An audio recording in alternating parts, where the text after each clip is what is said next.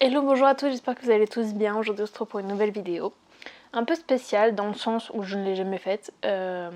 Pour tout vous dire, c'est une vidéo que j'ai vue sur une autre chaîne YouTube dont je ne me rappelle plus du nom, j'essaierai de la retrouver et de la mettre en barre d'infos. Et j'avais envie de la faire aussi parce que je trouvais le concept très intéressant. Tout simplement, ça va pas être quelque chose de compliqué, ça va être... je vais prendre les 3 livres les moins bien notés de ma pile à lire sur Livre Addict, pardon. Parce que comme vous le savez, j'utilise Livre Addict pour suivre tout ce que je lis, et pour savoir où j'en suis à peu près dans ma pile à lire et quelle catastrophe c'est. Donc je prends les 3 moins bien notés. Et donc ce sera un vlog lecture où je vous dirai au fur et à mesure si je suis d'accord avec ces notes. Si au contraire j'ai bien aimé, ou si même parfois j'ai eu un coup de cœur, ce qui peut arriver.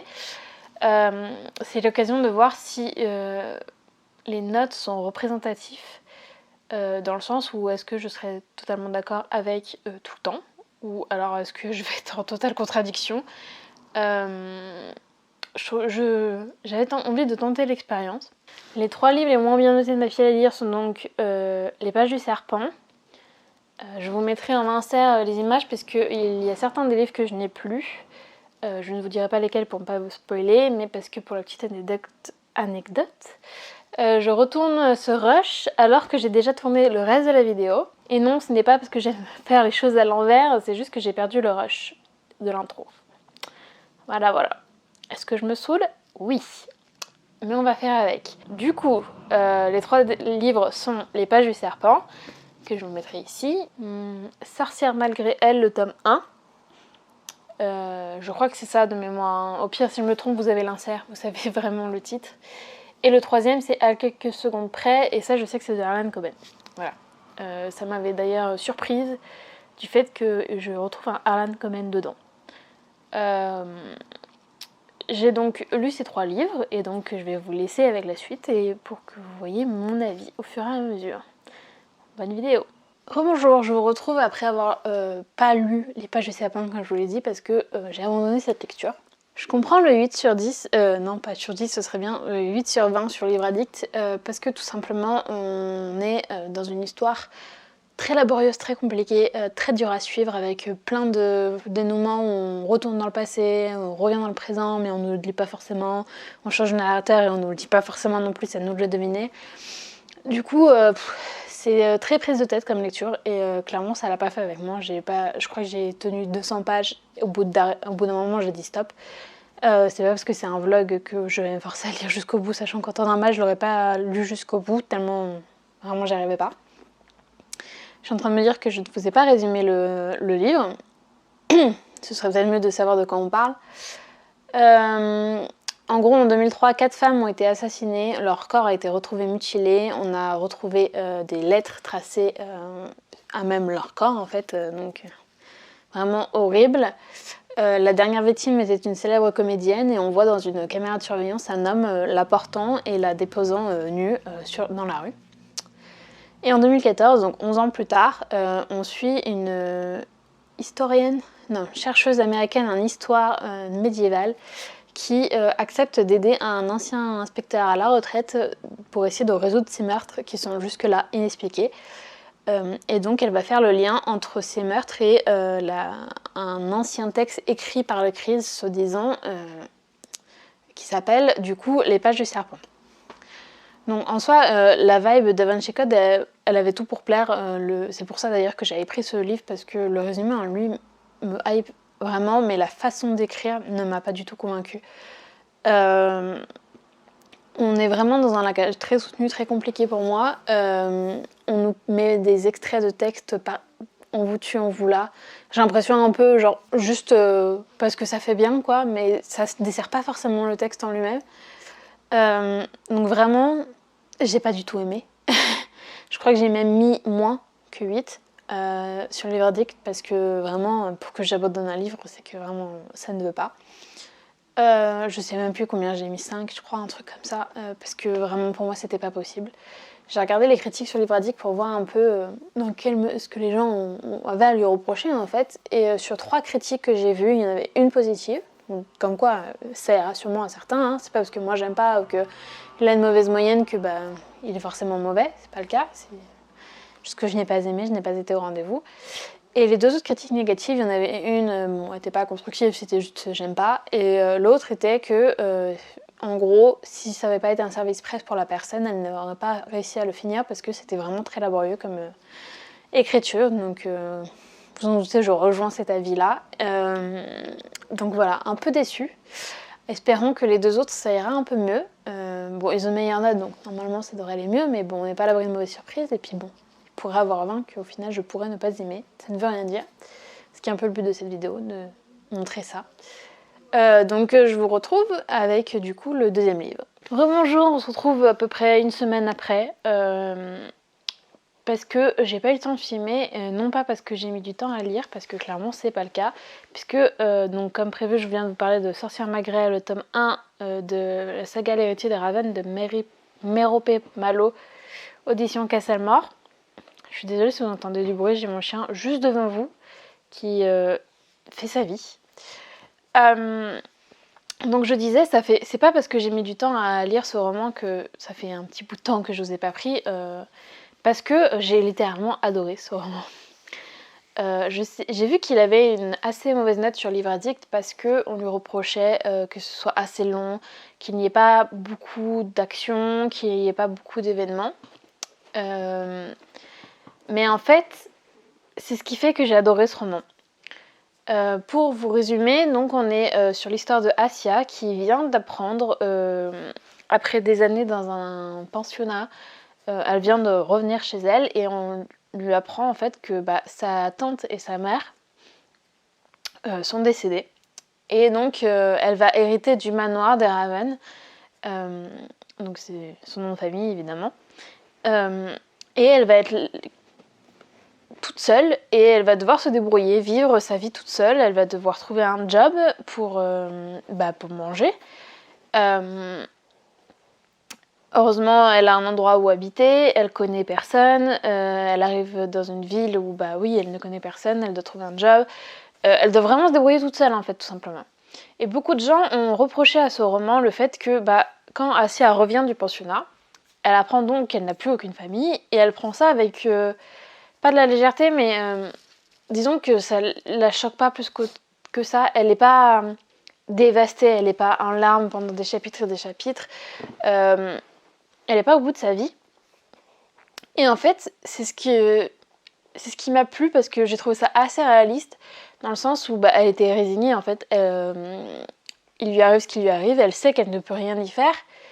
Et au fil du roman, on la voit réaliser un petit peu plus comme on le ferait dans la vie en fait. Des fois ça arrive pas tout de suite, ça ne nous choque pas tout de suite ce qui nous arrive. Donc clairement ça c'est pas un point qui m'a gênée. Comme je disais, on lui a reproché de pas avoir beaucoup d'action. Et en fait c'est parce que on nous vend ça comme un livre fantastique avec au cœur du roman une histoire de sorcière, mais en fait non. Clairement, en fait, oui, il est bien question de sorcière, hein, parce que j'ai oublié de vous le dire, mais du coup, la famille des Raven se trouve être une famille de sorcières, donc Assia va l'apprendre, elle va apprendre à maîtriser ses pouvoirs, etc. Sauf qu'en fait, vraiment, ce qui est au cœur de ce livre, c'est une histoire d'amour, puisque dans cette ville se trouve un garçon nommé Alec qui, évidemment, est très beau, mais se trouve être aussi son ennemi puisque la famille des Raven et sa famille à lui sont rivales depuis la nuit des temps et donc évidemment les deux ensemble ça va pas trop. On se doute que forcément va naître quelque chose de cette relation. Donc là on suit plus les codes du roman de romance que du roman fantastique en fait dans ce livre là. Et j'ai vraiment adoré ce mélange parce qu'on a ni trop de fantastique qui vient prendre le pas sur la romance, ni trop de romance qui prend le pas sur le fantastique. Donc j'ai trouvé ça très agréable. La plume de l'autrice est vraiment ultra accrocheuse. J'avais pas du tout envie de le lâcher, ce livre. Maintenant j'ai qu'une envie, c'est de lire le tome 2 et le tome 3, parce que c'est une trilogie. Et aussi beaucoup de choses que j'ai bien aimées, c'est que si vous me suivez sur la chaîne depuis un moment, vous savez que moi la romance on n'est pas amis. J'ai du mal avec le fait que on sache déjà ce qui va arriver au début du roman, puisque en général c'est le même code. On sait déjà que ils se rencontrent, ils s'aiment pas trop, mais en fait ils vont s'aimer. À un moment donné, il y en a un qui va découvrir un secret, et il va y avoir un quiproquo qui fait que ils vont se séparer et puis ils vont se retrouver. En général, c'est ça, à peu de choses près. Hein. Je dis pas que tous les livres c'est ça. Donc c'est ce qui fait que j'ai beaucoup de réticence, c'est dur à dire, à lire de la romance. Mais là, on n'est pas tombé dans ce cliché-là. Donc ces codes sont respectés, mais quelques exceptions près. Je vais pas vous spoiler en vous disant quoi. Je suis désolée, j'ai Otis qui s'est allongé sur ma main. Je ne peux plus bouger. Donc je suis condamnée à finir la vidéo comme ça, tant pis. Donc ce roman me montre clairement que je peux pas me fier à tous les coups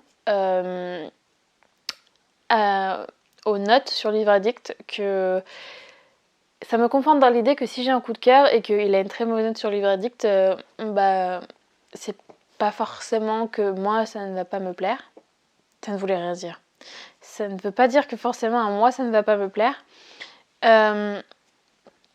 Donc vraiment très surprise et je suis très contente du coup de l'avoir sorti de ma palle. Ça m'a motivée à le faire et au moins maintenant c'est fait. Mon point négatif c'est que maintenant j'ai envie de lire le tome 2 et 3. C'est un autre problème. Voilà pour ce livre-là. Du coup, je l'ai noté sur les verdicts parce que, comme je fais à chaque fois, je lui ai donné la note de 19. Ça lui fera peut-être un peu remonter sa moyenne. On pourrait dire que c'est grâce à moi. Je viens de voir que la lumière, c'est vraiment n'importe quoi. J'ai un côté ombre et un côté lumière. Bon, tant pis. On fait ce qu'on peut. Je vous retrouve dans quelques jours pour vous parler du dernier livre de cette vidéo qui est donc à quelques secondes près de Harlan Coben, que j'ai commencé. J'en suis à peu près au quart, donc c'est encore un peu trop tôt pour me faire un avis, donc je vous reprendrai. Voilà. A plus. Rebonjour, on se retrouve je crois 2 ou 3 jours depuis la dernière fois, donc pas autant que ça. Donc du coup je viens vous parler, comme je vous l'avais dit, de à quelques secondes près de Harlan Coben, qui avait une note de 10 quelque chose. Je ne sais plus exactement combien, mais c'était pas fameux, clairement. Pour vous résumer, à quelques secondes près, on suit l'histoire de pas Myron justement, mais de son neveu, Mickey, je ne sais pas, on va dire Mickey, hein, la française, en bonne française que je suis. Donc on suit les aventures du neveu du héros habituel, on va dire. Donc ce neveu a 16 ans, je crois. Donc il va encore au lycée. Déjà, on commence le roman en nous disant que Mickey a participé au sauvetage d'une jeune fille, qu'il y en a une qui a failli laisser sa peau. On nous explique pas clairement ce que c'est, et pour cause, parce que je pense que ça, c'est censé être un tome 2.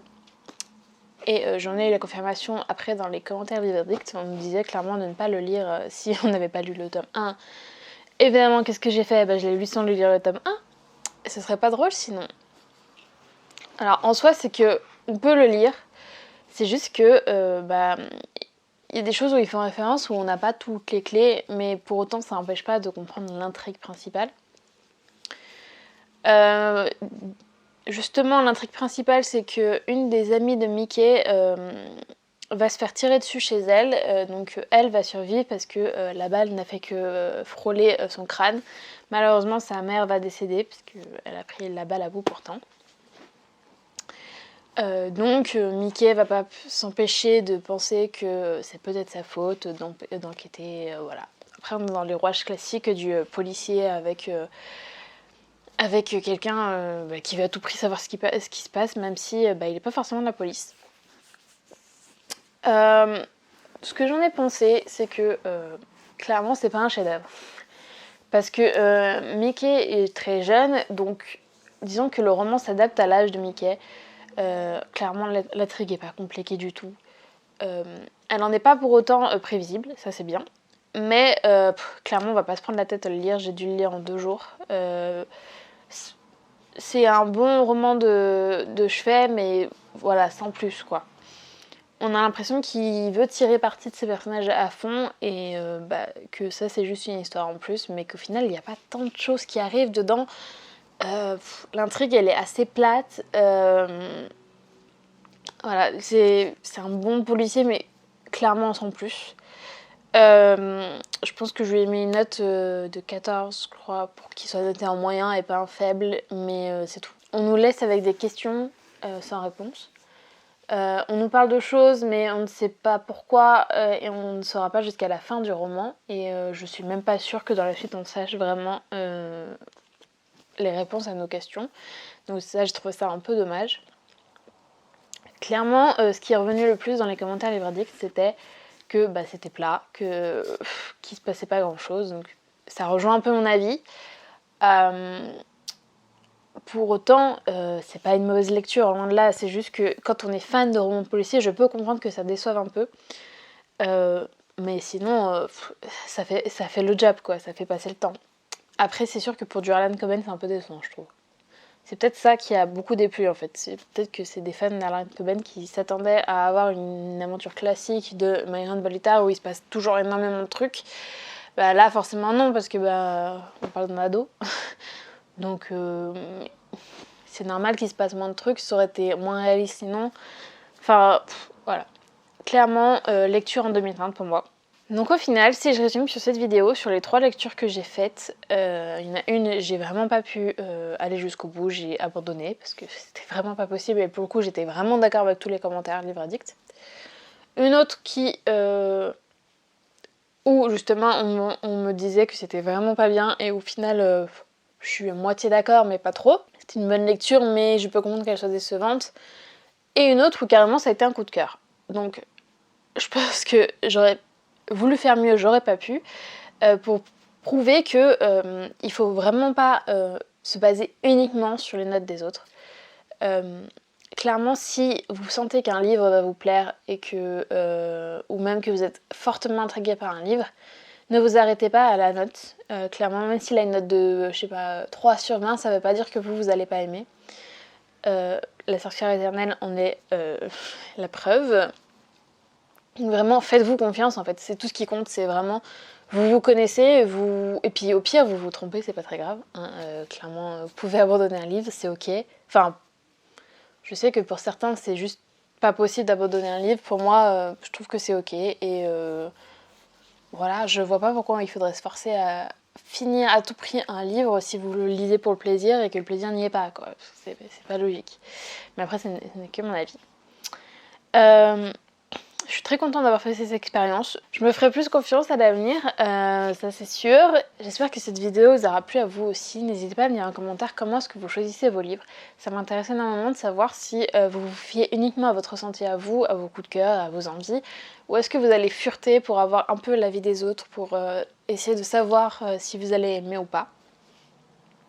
Et puis si ce n'est pas déjà fait, je vous laisse vous abonner à ma chaîne et moi je vous dis à la prochaine pour une autre vidéo. Salut!